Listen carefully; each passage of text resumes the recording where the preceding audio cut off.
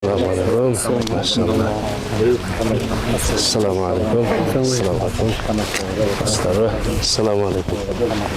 السلام عليكم. السلام عليكم.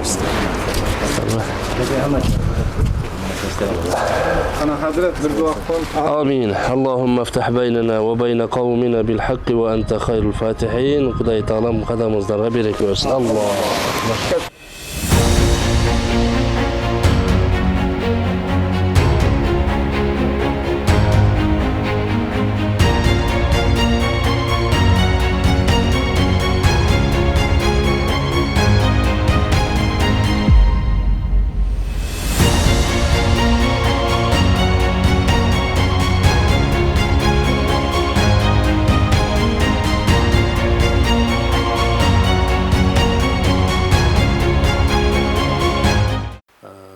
КМДБ-дағы муфтияттағы қызметкерлермен отырып, атайын иш план түзгөнбүз. Біз 2024 жылы кайсыл ишти аткарабыз? Биринчи кварталда кайсыл иш бүтүш керек? Экинчи кварталда кайсыл ишти аткарыш керек? Деп 40 кадамдан турган ушул стратегиялык 5 жылда аткарыла турган иштин планын түзүп алганбыз. Ошонун алкагында Кудайга шүгүр бүгүнкү күндө дээрлик 40 кадамдын бир 8 кадамы иш жүзөсүнө ашты буюрса. Ошонун баш сабында, мына жакшы билесиздер, азыр 21-кылым техниканын жетишкен заманы, соц тармактарда бардыгы сөз ээси болуп жаткан заманда, муфтияттагы биздин ар бир аткарган иштерибиз коомчулукка чагылдырылып туруш керек, коомчулукка жетип туруш керек. Ошон үчүн бизге эң зарыл болгон студия маселеси болду. Кудайга шүгүр, жигиттердин алгылыктуу иши менен, өзгөчө мына медиа тармагы, демөөрчүлөрдүн жардамы менен муфтиятта татынакай студиянын ачылышы болду. Бүгүнкү күндө студия өзүнүн максатына ылайык өзүнүн мөмөлөрүн бере баштады. Биз имам дамлалар ушул бизге чоң бир аманат. Кайсыл жерде имам мечитте дайыма болсо, ошол жерде жамааттын көпчүлүгү, жамааттын диндарлашып кетип аткандыгы, жамааттын кандайдыр бир деңгээлде дин жаатында өсүшү байкалат да. Эгерде имам дамла 5 вакыт намазга келбесе, эл менен тыгыз байланышпаса, баалуулуктар жеткирбесе, үзүлүп калат экен. Эл мечит менен байланыш жок болуп калат экен. Биз аны да көрүп атабыз. Бул дагы факт катарында биз жөн эле бир курук сөз менен эмес, абадан да алган жокпуз. Же болбосо диний кызматкерлерге бир курук доомат ифтира кылып аткан жокпуз. Бул ошол 30 жылдын ичинде, 20 жылдын ичинде тажрыйбадан алынып туруп, анан кийин биз ушул эрет жерине айылдарга барып, имамдар менен жолугуп, имам дамлалар канчалык деңгээлде иш алып барып атат, биз көзүбүз менен көрүп келеличи. Биз ишеним артып, имам дамлаларга тапшырмаларды беребиз. Бирок коомчулукка биздин тапшырмалар жетип атабы, жокпу?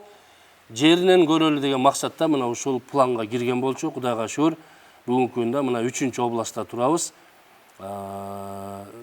Процентке ала турган болсок, 40% имамдарыбыздын иштеп жаткандыгын көрүп атабыз. Бирок тилекке каршы 60% муфтият тарабынан берилген тапшырмалар 100% аткарылбай келет таксыларым. Эмне кылыш керек? Имамдар коом менен тыгыз байланышып иш алып барыш керек. Мечит менен байланыш керек. Мечитке келген жамаатка сабактарды уюштуруш керек. Жакшынакай даанышмандык менен, хикмат менен, коом менен тыгыз байланышып иштерди алып барыш керек. Мана өзгөчө шам баяны деп мына азыр Равшан экебиз 1-2 суроо берди дамлалардан. Демек дамлалардын тагдана кече күнү кайсы темада аткарылган, айтылгандыгы тууралуу кээ бир имамдар жооп берип атат. Демек биз мындан билебиз, ошол имамдар муфтияттан келген ошол ваз насихатты окуп элге жеткирип аткандыгы маалым болуп атат да. Мен ойлойм, иншалла бардыгыңыздар ошол жооп берген имамдарга окшоп шам баянын окуп жамаатка жеткирип атасыздар. Анан аксакалдын атабыздын сунушу дагы мага абдан жакты. Ошол сиздер шам баянында окуган маселени айылдагы группага жүктөп коюңуздар, жөнөтүп коюңуздар. Айылдагы жаштар, карыялар же эл ошол күнүмдүк шам баян темасы менен пайдалансын. Мына бул дагы бизге бир жакшы сунуш болду. Иншалла башка имамдарга дагы бул сунушуңуздарды жеткиребиз Кудайым буйрса. Андан кийин урматтуу имам дамлалар, биз билим деңгээлибизди дагы жогорулатыш керек. Себеп дегенде азыр жаштар билимдүү болуп баратат. Коомдун динге болгон көз карашы өзгөрдү. Билим деңгээли өзгөрдү. Ошон үчүн имам Дамла өзүнүн кебете кечпирине, жүрүм турумуна, сүйлөгөн сөзүнө, билим деңгээлине да көңүл буруш керек болуп калды. Имам Дамла сөз түрдө 5 вакыт намазга өткөндө тилават окуйт. Намаздын ичинде окула турган сүрөлөр бар. Айрыкча ашкере окула турган баамдат, шам, куфтан намаздарында биз ашкере үн чыгарып аяттарды окуйбуз. Ошол мезгилде аяттарга дагы тажвид эрежелерине дагы көңүл бурушубуз керек дамлалар. Себеп дегенде аркаңыздагы турган илимдүү тажвид эрежеси менен окуган адам болуп кала турган болсо, анда намазга дагы маселе туулуп калат. Ошон үчүн ар бир имам Дамла тажвид эрежеси менен Кур'ан окуганга аракет кылсын. Билгендер болсо кайталасын, хатмул Кур'андарды окусун. Эгерде кандайдыр бир окуп жаткан тилаватыбызда бир маселе жаралган болсо, аны устаздар менен, имам Дамлалар менен атайын келип, жок дегенде 10 сүрөнү, же болбосо Ваддухадан Насқа чейин ошол кыраатты устаздын алдынан өткөрүп коюш керек. Бул Кудайдын алдында дагы биз ибадат жаатында жамаатка жооп беребиз. Ибадаттын кабыл болушу үчүн биздин кыраат намазда 12 фарз болгон болсо, 6 сыртында, 6 ичинде. Ошол ички фарздардын бирөөсү бул кыраат. Кыраат кылып атканда сиздин окуган ар бир сүрөңүздөгү тыбыштар, тамгылар, махрач туура болуш керек. Себеби бул аят менен тастыкталган. Астаузу билля вараттилил Кур'ана тартила. Силер Кур'анды тартил үстүндө окугула дейт. Тажвид эрежеси менен, кайдасы менен такдана тамгалардын тыбышын чыгарып окугула дейт. Мындан биз билебиз, демек Кур'анул Карим ар бир эрежесине көңүл буруп окулуш керек. Эгерде окулбай калган мезгилде, аяттар бурмаланган мезгилде, аяттын маани маңызы бузулуп калган мезгилде, өзгөрүп калганда, анда намазыбыз дагы фасык болуп калат. Ошон үчүн намаздардын кабыл болушу үчүн өзгөчө имамдар, аркабыздагы турган жамааттын жоопкерчилиги бизге жүктөлүп жаткандан кийин ошол кыраатка дагы жакшы биз эмне кылышыбыз керек, көңүл бурушубуз керек. Мисалы эле сиздерге бир мисал айта турган болсок, араб алфавитинде канча тамга бар? 29 тамга бар. 29 тамга бар. 29 тамганын ичинде ха деген тамга бар да, ха. Кырылдап чыгат. Алкымдан ха. Ошол ха тамгасы биздин алфавитте бирөө эле да х деп айтылат. Ал эми араб алфавитинде үчөө бар. Ха, ха, анан ха. Жумшак айтыла турган. Мына ушул 3 тамганын жазылышы дагы жана тыбышы дагы бөлөк болуп атат да. Ха, ха, ха. Эми келиңиздер. Ха менен ханын айырмасы кайсыл жерде? Ха тамгасы бар, анан ха тамгасы бар. Экөөнүн жазылышы окшош, бирок бир айырмачылык жери бар. Ким айтат? Чекит менен. Туура айттыңар. Хада чекит жок, ал эми ха тыбышында айтылган тамгада үстүндө чекит бар. Эми ушунга бир мисал келтирели. Халакаллаху нас.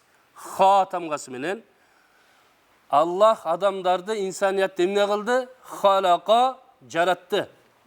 Жаратты болгон маанини берип атат. Ал эми чекитти алып туруп ха тыбышы менен окуй турган болсоңуз, кандай маани чыгат?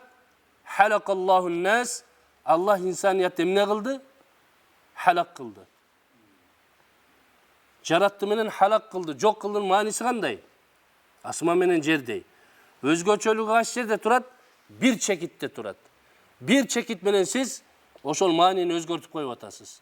Мына Кур'андагы вараттилил Кур'ана тартила деген эң Кудай Таала тарабынан бизге көңүл бурула турган жер. Намаздарыбыздын, дуаларыбыздын, дем салсак демибиздин кабыл болушу үчүн демек биз тыбышка көңүл бурушубуз керек. Урматтуу дамлалар. Ошон үчүн мен сиздерди чакырып кетер элем. Ушул имам Дамланын мойнуна жүктөлгөн жоопкерчиликтердин бири мына ушул кыраат болуп эсептелинет, илим болуп эсептелинет. Сиздердин аркаңыздагы турган жамааттын ибадатынын кабыл болушу дагы мына ушул жерде турат.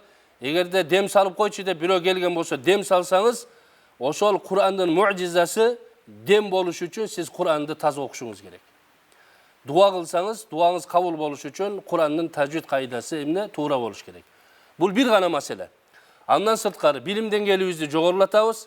Экинчи маселе багымдат, пешим, аср, шам, купта намазында имам дамла михрапта болуш керек. Сиз болбосоңуз башка бирөө өтүп калат. Башка бирөөнүн илим деңгээли абалы кандай экенин сиз билбейсиз да. Ошол мечитке, ошол айылга дини иштер боюнча эң жооптуу кылып, буйрук чыгарып, дамла сизди ишенип коюп атат да. Имам дамла кайдыгер болуп, же намазга келбесе, же коомчулукка ошол буйруктарды жеткирбесе, кызмат кылбаса, ошол айыл диндарлыктан алыстап кетет. Ким жооп берет? Имам жооп берет. Имамымды мындай бир көңүл буруп, анын алып барып аткан иштерине бир көңүл бурбастан жүргөн баш имам жооп берет. Ошол имамдан сурабаган казы жооп берет. Эгерде мен казыдан сурабасам, кыяматта мен жооп берем тасырларым. Биз ошон үчүн ушул максатта айыл даражасына чейин, район даражасына чейин түшүп, имамдарга ушул аманатты жеткирип калалы. Себеби биздин муфтияттын коомчулукка чыгарган фатваларын сиздер аркылуу биз жеткиребиз да. Сиздер ихлас менен, самимият менен, таквалык менен Кур'анга, динге кызмат кылсаңыздар, иншалла биз ошол аманатка кыянат кылбастан чыккан болобуз. Инна нахну наззална зикра ва инна лаху лахафизун. Бул аятта Кудайым динди, Кур'анды жөнөткөн. Бирок кыяматка чейин анын сактоочусу биз деп атат Аллах. Сактоону, химая кылууну Кудайым өзүнүн кепилдигин алган. Кыяматка чейин Кур'ан эч качан өзгөрбөйт. Мааниси дагы, дин дагы өзгөрбөйт. Бирок ошол өзгөртүлбөй турган даражада кимдерди кызмат кылдырган Кудайым Кур'анына, динине? Сиз менен бизди.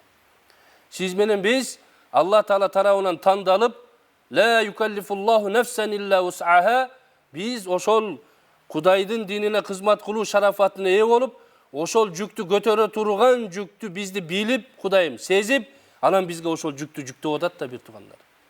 Бул пайгамбардын мураскорлугун сиз менен бизге жүктөп атат да. Сиз менен биз аркылуу Кудай Таалам өзүнүн динин, Кур'анын сактап элге жеткирүүчү деп туруп, сизди мурас кылып туруп аманатты жүктөп атат таксыларым. Эң негизги маселе ушул жерде. Бул мурас, бул аманат бүгүн сиз менен биздин мойнубузда жүктөлүп турат. Андыктан азыркы айтылган сөздөр өтө чоң бир маанилүү. Билимибизге, алып барып аткан ишибизге жакшы көңүл буралы. Себеп дегенде Кыргызстан мамлекетибизде 7 миллион калк бар. Ар бир айылдагы имам дамла өзүнүн айылдагы түтүн, канча түтүн жашайт, кимдер жашайт, кимдер келип кетип атат, бардыгынан кабары болуп туруш керек. Айрыкча акыркы мезгилдерде ар кандай агымдар пайда болуп калды таксыларым. Акыйда жаатында өтө коркунучтуу. Биздин Орто Азияда алымдарыбыздын мээнети менен дин кызматкерлердин жоопкерчиликти сезип кызмат кылгандын натыйжасында Орто Азияда кан төгүлгөн эмес, акыйда жаатында, ишеним жаатында. Бири-бирине кылыч көтөргөн эмес, мусулмандар ынтымак жашаган, бири-бирине ээ чыккан, анын канын коргогон, анын намысын коргогон. Мына Борбор Азия, Мавраун Нахр дейбиз, ошол алымдары баш бириктирип, ынтымак менен, бир фатва менен, бир өкүм менен ушундай акыйданы сактап келишкен. Ал эми ошол биздин акыйдабызды бузуш үчүн ар тараптан дин душмандары биздин мамлекетибизде ар кандай агымдар көбөйүп кетти. Мамлекет дагы күрөшүп атат. Ошол агымдар менен укук коргоо органдары дагы күрөшүп атат. Атайын бул боюнча коргоо кеңеши өттү. Мына жакында жаңы кабыл алынган 2008 жылдагы ошол дин мыйзамына өзгөртүүлөр киргизилип, жаңы кабыл алынды. Өзүңүздөр жакшы билесиздер. Ошол мыйзамдын ичинде дагы көпчүлүгү ошол акыйда жаатында имам дамлаларыбыз билим Матуридия, Ханафи мазхабын бекемдеп, билимдерин жогорулатып, коомго, элге жакшы ишенимди жеткирсин. Бурмаланган ар кандай сектанттар, ар кандай агымдар, радикал көз карашындагылар келсе, имам тике туруп, михрапта жооп берип, же болбосо коомду көзөмөлдөп туруш керек. Эгерде кайсыл бир айылда имам кайдыгерлик менен ошондой ар кандай агымдагы радикал көз карашындагыларга жол берип кое турган болсо, билип коюңуздар, мунун вабалы өтө күчтүү болот аксыларым. Мына биздин аталарыбыз, могул жерде биздин урматтуу аталарыбыз отурат. Союз мезгилинде динге кызмат кылуу өтө кыйын эле. Атайын биз ошол аталарыбызды зыярат кылып, сиздер ошол кыйын кезеңдерде кызмат кылдыңыздар. Ошол учурдагы диний абал кандай эле деп сураганда, балдарым дейт, диний абал өтө кыйын болчу дейт. Аллах бар дегендиги үчүн башың кетет болчу. Же болбосо түрмөгө камалат элең, же болбосо куугунтуга алынып чыгарылат элең элден, же жок кылынат болчуң дейт. Аллах дегендиги үчүн. Намаз жамаат менен окулбай калгандыгы үчүн, мунаралардан азан чыкпай калгандыгы үчүн биздин ата-бабаларыбыз башка жакка, Афганистанга, Туркияга, Саудияга хижрат кылып кеткен дейт. Бүгүнчү, бүгүн алхамдулилlah, ошол аталарыбыздын мээнети, дуасынын натыйжасында биз дин эгемендүүлүгүндө жашап атабыз да. Бүгүн сиз келип айылда Аллах Мухаммад деп Куранды, динди жеткирип атсаңыз, жаныңызда укук органы, айыл башчысы келип сизге жардам берип атат. Молдеке туура кылып атасыз, айтыңыз, айтыңыз, насаат айтыңыз, келиңизчи деп эл, коом, жетекчилик сизди колдоп жаткан заманда жашап атабыз да. Ушундай замандын келишине Союз мезгилинде кыйын учурларда кызмат кылган ата-бабаларыбыздын бизге бул аманатын кыянат кылбайлы таксылар. Бул өтө чоң бир жоопкерчилик. Биз бүгүн иштеп атабыз. Эртең жумуштан бошойбуз. Же өлүм келсе ахиретке сапар тартабыз. Бирок бүгүнкү күнүбүзгө Аллахтын астына барганда, ошол ата-бабалардын астында, сүйүктүү пайгамбардын алдында бизге жүктөлгөн мас'улият үчүн биз жооп беребиз таксылар. 10 жылдан бери, 20 жылдан бери иштеп аткан дамылаларыбызга рахмат, мээнет кылып атасыздар. Бирок жыл өткөн сайын бул жоопкерчилик абдан маанилүү болуп баратат да. Ошон үчүн биз сиздерден суранабыз, урматтуу имам дамлалар, мечитти таштап койбойлу. Кандай кызмат болсо дагы, мейли жаназа чыгып калды, пешимге жетишпей калдыңыз, орун басарыңыз сөзсүз мечитте болсун.